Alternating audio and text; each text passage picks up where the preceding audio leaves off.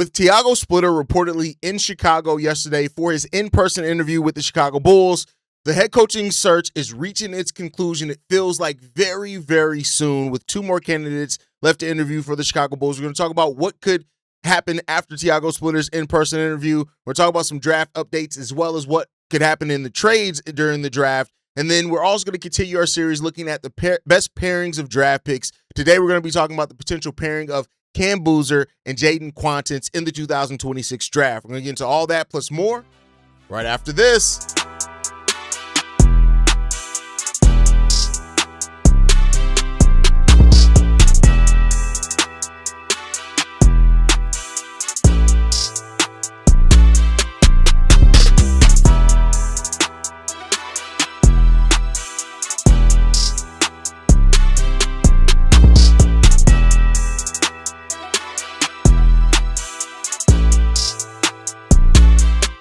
What's going on, Bulls fans? Welcome to another episode of Chicago Bulls Central, your number one spot for everything Chicago Bulls related. I'm the host there, Haize, but more importantly, you guys can follow the channel at Bulls Central Pod on every social media platform we happen to be on. With that said, let's go ahead and get into this content for today, y'all. And yeah, man, it's a lot to be excited about when it comes to the Chicago Bulls. It feels like the movement is finally happening that a lot of Chicago Bulls fans have been wanting and waiting for in regards to this team finding their next head coach. With Tiago Splitter reportedly being in Chicago for his in-person interview, it means that the Bulls are really finally starting to narrow in on their head coach. And I know there have been a lot of Bulls fans that think that the Bulls have missed out on guys, right? Like, and I want to talk about that for a little bit. Like, I want to, part of what I like to do is debunk narratives, right? It comes with the job, I really do feel. And one of the narratives I have to debunk from Bulls fans is that the Bulls missed out on Sean Sweeney because they took too long for the job.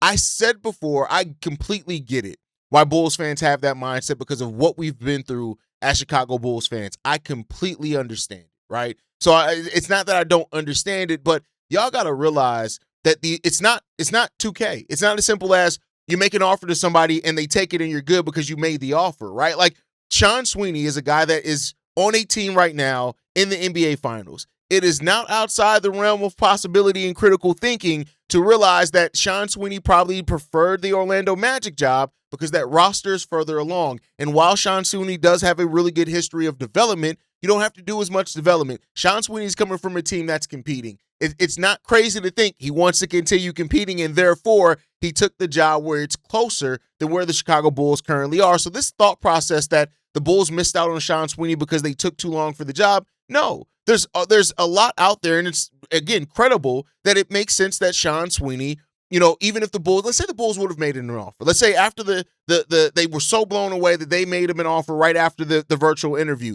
Sean Sweeney already wanted to interview for the Orlando Magic job, and it's very realistic that Sean Sweeney would have looked at it and said, all right, listen, it's cool. I appreciate the offer. I got this interview still with the Orlando Magic, and I want to make that decision. I want to give that interview a chance first before I make my decision on where I'm going to go full time. But with Bulls fans, they don't like to hear that. They don't like to hear reasoning. They like to get reactive.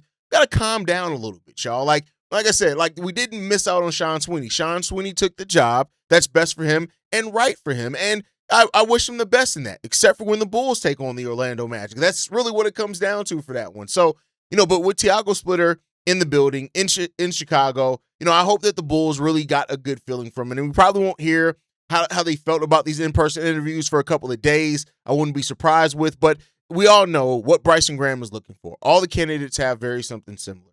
Player development, adaptability, modern NBA thinking. That's really what it comes down to. And Tiago Splitter has a lot of that, right? So they're not just interviewing Splitter, but they are also recruiting him. Keep in mind, part of their pitch reportedly to Tiago Splitter is that they want to give him a 4-year deal to say, hey, we're going to give you long-term stability here. We want you to come in. We want you to build this program here with Chicago and help build a culture that's hopefully going to take this team to the next level. The Bulls are looking not only for players that they can build around and with, they're looking for a coach that they can build and change the culture here in Chicago with as well, which is a really important thing because the Bulls have not had that. We haven't had, and no shot at Billy Donovan by saying that. I don't mean that, but I wouldn't say that we had a true culture here with Billy Donovan. We just didn't, right? It was something that we were developing, that we were trying to work on. And part of it was also AK held that back a little bit with his draft decision and missing on the 4th overall pick. But Tiago Splitter, the buzz around him is real, and it should be. Leading the team to a 42-40 record, seeing real development under him, how he took over that team in the midst of turmoil, I think that all points to somebody who can be a really damn good coach at the next level. And so now it seems like it's now going to turn to Micah Nori, Ryan Schmidt. I would not be surprised if we hear that they're in Chicago here over the next couple of days as well. And we could get an announcement as early as Monday. We could get one over the weekend. We don't know, right? So you could get another interview today, could get one Saturday, but it seems like towards the beginning of next week, we're going to have our coach in line, and that we're going to have them about a week before the draft, which we're right now 12 days before the draft. 11 days before the draft. So probably going to have our coach about a week before the draft, which is perfectly fine, right? So I know that it's been a long time coming. I know a lot of people are concerned and worried about it and stressed out about it and all that type of stuff, but it's all about not when you get the guy, but getting the right guy. And that's what it comes down to. I've seen people say things like study long, study wrong. But yeah, it's not studying. It's interviewing. It's really gaining information. It's seeing what you look like with those people in person. It's all that type of stuff. Now, it does seem like the Bulls dragging their feet did play at least a part in Chris Quinn because he didn't get a firm answer, moving on and just being fine, going back to the Miami Heat. And that's perfectly fine too. But at least for the Sean Sweeney aspect of it, the Bulls didn't drag their feet and miss out on Sean Sweeney. Sean Sweeney took the job that was best suited for him, that gives him a jump start, and that puts him in the spot where he wants to be and how he wants to move forward with his NBA and coaching career. And that's just the reality of it. So is Tiago Splitter really the clear favorite?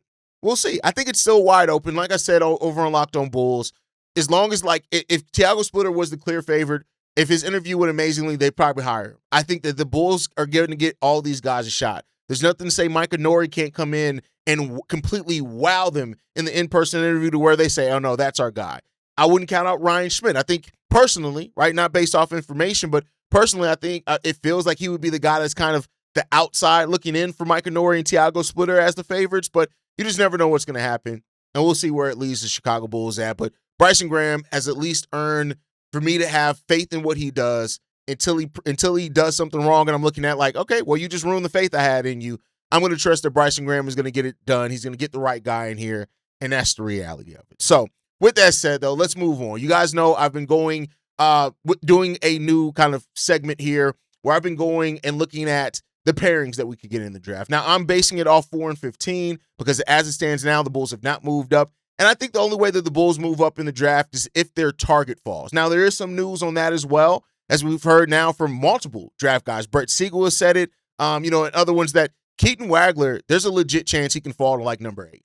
That he's not going in the top 6 anymore is kind of what's expected, and that he can fall to 8. And if that's what happens, if he falls to 8, the Bulls are probably going to get in. If Keaton Wagler really is their guy, if he is really their guy, the Bulls would be in their due diligence and right to call around on him and see if they can get him in the building. So we'll see if that ends up being the case if they can. But for this what we're doing, looking at these pairings, we're looking at 4 and 15 because that's where we know the Chicago Bulls are. So far, we've talked about Keaton Wagler and Caleb Wilson. We also compared that to what Keaton Wagler could look like with Cam Boozer. And that was a fun thing. We talked about Caleb Wilson and Cam Carr, if they were the pairings and what that could mean for the team. Now we're going to look at Cam Boozer and Jayden Quaintance and what that pairing could look like if the Bulls were to draft Cam Boozer at number 4, Jayden Quaintance at number 15, right? And I think, and this is looked at the skill set of the players, right? We already know what Cam Boozer is. Cam Boozer could be the modern day Tim Duncan. And by that I mean, and I'm not saying that he's going to be a Hall of Famer, right? I mean, as far as the impact, like Tim Duncan didn't play the most exciting brand of basketball, and that may be Cam Boozer. Tim Duncan came in with a very high floor, and it ended up working out. And he was great. He hit a ceiling, and again, a Hall of Fame player, right? And you look at Cam Boozer and what he can do passing-wise, scoring-wise, rebounding, even, playing some defense as well because he's a very active defender, even though he's not the most athletic profile. He does those type of things. And Cam Boozer is a guy that I think you would bring in here, and the floor that he has as a player makes him well worth it. If what we talked about yesterday, and that Caleb Wilson actually is taken before the Chicago Bulls pick at number 4, Cam Boozer is still a perfectly good player that brings a lot of upside that would make a lot of sense for the Chicago Bulls. And we talked about how he fits. He's polished, high IQ, front court player that can rebound. He can do a little bit of everything when it came down to it. 22.5 points, 10.2 rebounds, 4.1 assists on 56% shooting from Duke, and also over 38% shooting from three as well. And this matters because, listen, the Bulls have scorers on the team. Miles Muzelis can score some, right? But Cam Boozer bringing in that floor and all he can do from that forward position, it works. When you have a really good passer from the forward, it means that you can get kind of non-traditional with the other personnel that you have. Yes, we got Josh Giddey, who's going to run a lot of the half-court offense and should. But if you do, want to run, I'm just going to use Colin Sexton. We know he's not under contract, but if you do want to run a backcourt with Colin Sexton in there and get non-traditional where you have a bunch of shooters around Cam Boozer, because his ability to facilitate and do those type of things, it's good. He's a reliable offensive engine. He's a physical rebounder. He's a really good passer out the front court. He's a guy that explores mismatches on the short roll. And let me know if you guys kind of, and I don't mean this derogatorily, but like when I say things on the short roll, if you guys don't know what that means as like casual fans, for the casuals that watch, I do not have a problem explaining that. So let me know. I get into these basketball terms because I'm a basketball head, but like out the short roll, he can do those type of things. Being a passer, a shooter, or a roll man out the pick and roll as well, right? He brings a lot of that for the Chicago Bulls. So you don't have to rely just on Josh Giddey to create. And we saw that. When Josh Giddey wasn't on the court, the Bulls really had nobody that can create in the half court, which led the Bulls to getting into the spamming threes and the pushing the pace without really direction, those type of things, right? Cam Boozer would be instant structure for the Chicago Bulls, which is really good.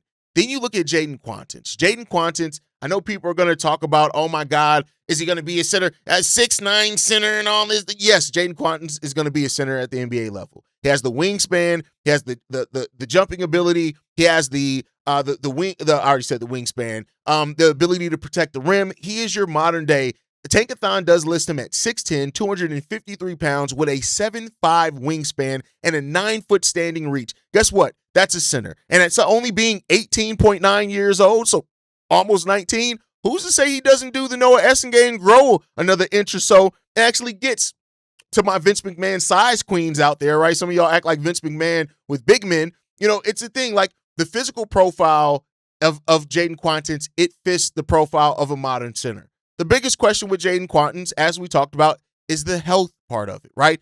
That leg injury that he tore his ACL and his meniscus and broke his knee all at one time is devastating. And the Bulls would have to do, any team would have to do their due diligence on that. And if he is a guy that they feel comfortable on the medicals, that is what this is all based off, on the medicals, it's there, right? Yes, he only played 4 games last year, but when you look at Arizona in 2024-25, when he played more games, the 9 points, 7.9 rebounds, the 2.6 blocks in 24 games there, I'm telling you right now, Jayden Quaintance has the ability to be a guy that's going to be top 3, top 5 in blocks per game. And with the Bulls missing rim protection for so long, it fits. And keep in mind, Jayden Quaintance isn't polished yet either. He's still going to do development. So while Jayden Quaintance isn't polished as an offensive player, the fact that even as your forward and Cam Boozer can pass and get him lobs, Josh Giddey can pass and get him lobs, Miles Muzelis is growing as a point forward as well. He can pass and get him lobs.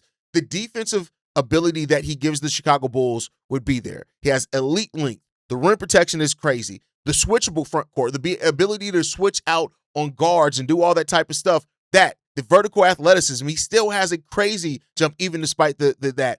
And then the rebounding rate that he has. I know that even at Arizona, the rebounding number wasn't great, but you look at the percentage of rebounds that he grabs when he's on the floor, it could do wonders for the Chicago Bulls. Jayden Quaintance would give the Chicago Bulls an instant, and even Cam Boozer being a solid defender too, would instantly up the Chicago Bulls defense, which was 25th in the NBA last year. So let's talk about the pairing. Why does the pairing between Boozer and Quaintance work? It works because the players cover different parts of the court, right? Boozer is your offensive organizer. Jayden Quaintance is your defensive cleanup guy. He's the guy that if you can funnel everything through. If you don't have the best pick and roll defenders, Jayden Quaintance is going to be able to attack that, right? Which is a big thing and a smart thing there. So while Cam Boozer would give the Bulls the scoring polish, the passing, the rebounding, the physicality, Jayden Quaintance will give them the opposite side of that on the defensive side of the ball. And I think this is important because if you only drafted Cam Boozer, for example, the question would be is, do you have enough rim protection, especially with the lack of athleticism that Cam Boozer has? Jayden Quaintance, long-term, because I don't know what it's going to look like in his first year, he would raise that defensive ceiling and athletic ability as well. If you only drafted Jayden Quaintance, for example, without Cam Boozer, there's going to be a question on, do you have enough offensive polish on your team to really work out and get to that next level? Together, they bring balance to the Chicago Bulls potentially, and that's what you want to see from the team, is the way that you balance out your roster, the way that you balance out your style of play, and that's how you lead. The ability to throw multiple different looks, because then you still got Modest. You got Noah Essengay in there. You got Leonard Miller in there. That would provide the Bulls with so many different potential looks at the 3, 4, and the 5 that's where modern basketball is going. And then if Tiago Splitter does end up being your coach with those European philosophies, I think that works really well. And they all work with Josh Giddey. Jayden Quaintance is not a player that you're going to expect to create for himself in the half court. But in transition and having Josh Giddey in the half court that can throw him those lobs, that's the thing that works there. And Jayden Quaintance helps Josh Giddey out with, you need guys who can finish plays, you need smart guys who can know how to navigate on and off ball, and you need defenders. And then Cam Boozer would help with that also. So I think when you look at a Giddey, Cam Boozer, and Quaintance and the actions that you can go on that, especially with Modest Buzelis growing as a three-point shooter as well, and Cam Boozer being a decent three-point shooter, it's there. That Quaintance and Boozer help Modest a lot, because Modest is one of the most important young pieces on this Bulls team, right? But you don't want to ask him to be everything for this Bulls team, not yet. And so now having an additional athlete in the front court in Jayden Quaintance, and then having another offensive piece in that can do everything offensively in Cam Boozer, it helps that. And it fits in with what you have here and with Josh Giddey as well. And even if Josh Giddey is not in your long-term plans, I think he should be, it works there, right? So a young front court of Modest, Cam Boozer, and Jayden Quaintance. What does that give you? It gives Chicago Bulls size, rebounding, playmaking, defensive tools, and rim protection, which the Bulls have lacked for a long time as well. And I love that. I love that. And also, Cam Boozer makes guards, the offense easier on guards because of his ability and how teams have to guard Cam Boozer. Wherever your guards are, it makes it easy out there. It provides structure potentially for this team. So I think when you look at the benefits of building both, the Bulls have been guard heavy for so long. It instantly changes that immediately, right?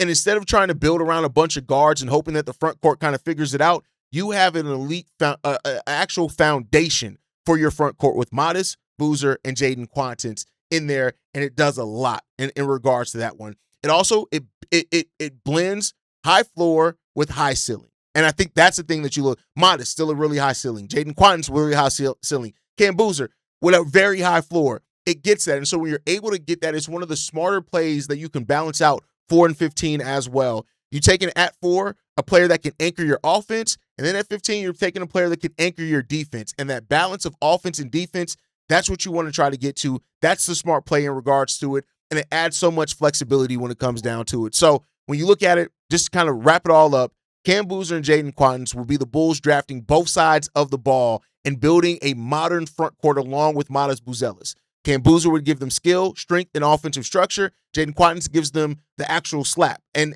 all that type of stuff that you like in regards to that one. So like, that's what you love about this. And I'm not saying it's necessarily going to be the picks, but if that ends up being the path that the Bulls go on, it brings a whole lot of upside that the Bulls have lacked for a lot of years with this team. Let me know what you guys think on that down below. Now, before we got into that pairing, we talked a little bit about the conversation happening around Keaton Wagler and his potential to fall out of the top 7 in this draft and potentially being there for the Bulls. There's been a lot of talk around Keaton Wagler here recently, and that's because, that's the talk around the NBA right now is that the Bulls reportedly really covet Keaton Wagler. So who are the teams? I know I went on I did an episode before, and my personal thing of what I looked at as teams that could trade down. Well, we have a new list from Elias Schuster that I want to get into of teams that he feels the Bulls could be actual trade partners with. Now, he actually does list the Los Angeles Clippers there at number 5. I personally do not feel like this is a realistic option, but for what it's worth, Elias Schuster says this.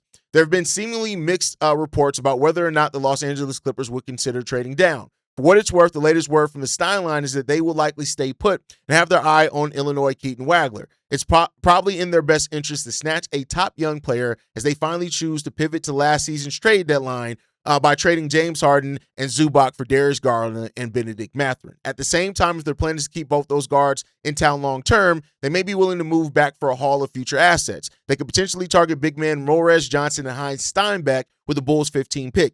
Then in the process, they can add even more future first-rounders to their arsenal for a team that has long gone without a deep package of future draft picks. Let me stop you right there. No offense to Elias Schuster, none meant this at all.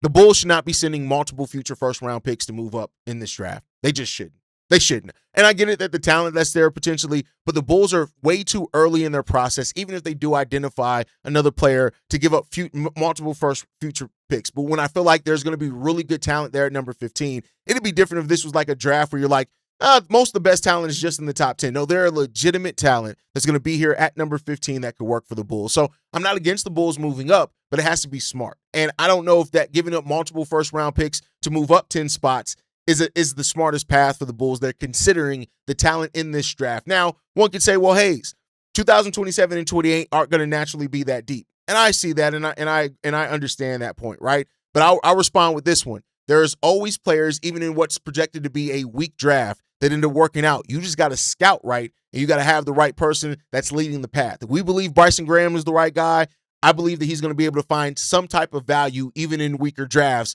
He may just have to think outside the box. All right, he also lists the Sacramento Kings here at number 7, saying this: the Sacramento Kings need a much high upside talent as they can get, but this also needs to offload money. And who has more to spend than the Chicago Bulls? Bryson Graham is in line to have more cap space than any organization in the league. Exactly what he plans to do with that money remains to be seen, but he didn't shy away from mentioning that grabbing bad salaries in exchange for draft capital could be in the cards now. Now, would it be extreme for the Kings to give up the number 7 pick to move some dollars? Yes, but let's not pretend the Kings aren't prone to make some foolish decisions. So he goes on to say that the Bulls could offer up number 15, a slightly protected future first-round pick, and take back either DeMar DeRozan or Zach LaVine's deal. I'll say this. I don't hate that, right? I don't hate that because what you're doing is getting, keep in mind, I think you can only protect picks in the top 10 now with the new lottery rules. So the Bulls will be sending a top 10 protected future first, and then you're taking back 1 year of either DeMar DeRozan or Zach LaVine to move up to number 7. I don't think that's the worst use of your assets. I don't think that's the worst use of it. I actually think that's a pretty good use, and if the Bulls can move up to number 7 with the Sacramento Kings to take on that bad salary, I may be apt to do that. But let me know what you guys think. He also goes on to mention the Atlanta Hawks, saying this: the Atlanta Hawks find themselves in an interesting situation. Despite moving on from Trae Young midway through the season, they have proven to be one of the East up-and-coming teams. They put together a heroic surge over the last couple of months, stealing number 6 seed and shockingly handing the Knicks 2 losses in the opening round. One has to wonder if that success can make them more comfortable with climbing down the ladder. The Atlanta Hawks are a weird one to look at, right? Because they are a win-now team. But at the same time, they are still young enough to where if you add the right draft pick, they still have room and time to develop with that team, right? So it's interesting because what would you have to give up? Would they be willing to move all the pick that they're lucky to have because of the trade that they made? Shout out to Bryson Graham to get that done. Would they? I guess we'll see, right? Like, it's a case and a chance of that happening. And again, I don't hate it if you're given protection. And I'd say this: if you can push the pick out to 2028 and it's protected and you're moving up, I'm not necessarily mad at that. It's not the worst case for the Bulls. It's not the best, but it's not the worst case either. He also mentions the Dallas Mavericks here at number 9 as well, saying that it's hard to know exactly what the Mavericks want in return. Would the standard idea of 15, 38 in the future first be enough? They also have 30 and 48 in this draft, so they would give them quite a lot of immediate equity. Heck, this also feels like a destination that could make a lot of sense for Josh Giddey. So here's what we'll say on this one, right? And I know this is going to be a hot button topic for some Bulls fans. Moving up to number 9 for Giddey, number 15, and number 38. Would you be willing to do that? I think that's a lot to give personally. I know there are going to be Bulls fans that say absolutely take that deal. I can understand both sides of it, but I say that the Dallas Mavericks seem like the team that reportedly has a promise out to maybe even Braden Burry. And I don't know, with them trying to find their long-term mate with Cooper Flagg, I don't know if they trade out of number 9, but I can't say that that's a complete impossibility that they do either. The last team that he has listed here is Miami Heat at number 13. Now, this is where it gets interesting because only moving up 2 spots. So you're not getting Keaton Wagler here. And this is where it starts feeling like the thought process of just moving and getting another lottery pick so you can say it's another lottery pick, right? I'm not giving 15 and 38 to move up 2 spots. I'm not doing it. The risk is not worth the reward here. And that's what Elias Schuster has suggested here. I'm not willing to do that. I don't think it makes sense for this team, and I'm not going to do that. But those are the teams. So Elias Schuster has Miami Heat at number 13 listed, the Dallas Mavericks at number 29, the Atlanta Hawks at number 8, the Sacramento Kings at number 7, and the Los Angeles Clippers at number 5 as likely trade partners or possible trade partners for the Chicago Bulls to move up with if they want to move in and get an additional lottery pick in this draft. Let me know what you guys think on that list down below. Which of those teams and moves would you take? Which one do you think best suits the Chicago Bulls? Let me know that down below. But that's going to do it for today's episode. The Chicago Bulls coaching search feels like it's really approaching the finish line for the first time in a long time. And with Tiago being there for an in-person interview, it's only a matter of time between Mike Nori, Ryan Smith, and other if anybody else starts coming to Chicago for those in-person interviews. And when it comes to the draft, the Chicago Bulls have tons of options. They can trade up back into the lottery. They can stay put at number 15. I think there's going to be a lot of options there for them. But one of the more interesting pairings is Cam Boozer and Jayden Quaintance. Let me know what you guys think on that. And do you think Tiago Splitter is the favorite to land the job? Make sure you guys like the video, subscribe to the channel as well. Hit that notification bell so you never miss an episode or an upload. You can follow us at Bull Central Pod on every social media platform. You can send us any feedback, questions, comments, concerns. bullcentralpod@gmail.com. And lastly, if you want to leave a text message and our voicemail for the mailbag, the number to do so, 773-270-2799. We are the #1 spot for everything Chicago Bulls related, but that is thanks to you, lovely and beautiful people. And like I like to end every episode on, go Bulls. Love you guys. See you right if you can, y'all. Peace. This has been a presentation of the Break Media.